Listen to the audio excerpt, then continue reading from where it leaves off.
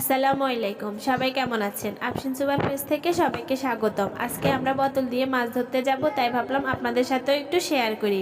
তাই এভাবে একটা বোতল নিয়ে নিব, বোতলটার পিছন পাশে এভাবে কেটে নিব, কেটে এভাবে বসিয়ে নিব যাতে পানির ভেতর হাত দিয়ে মাছ উঠিয়ে নিতে পারি। চলুন দেখা যাক কিভাবে মাছ ধরি। দেখতে পাচ্ছেন এখানে একটা ছোট মাছ দেখা যাচ্ছে। দেখেন কিভাবে মাছের উপরে এভাবে বোতলটা আস্তে বসিয়ে দিব।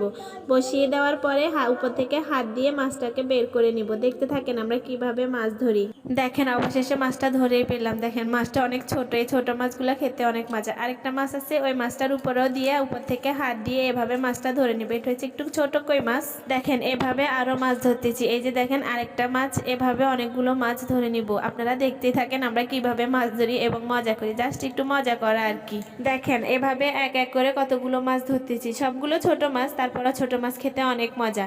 এভাবে অনেকগুলো মাছ ধরতে ধরতে দেখেন একসময় একটা বাইক মাছও ধরছি। আলহামদুলিল্লাহ, যা পাইছি তাতে আলহামদুলিল্লাহ।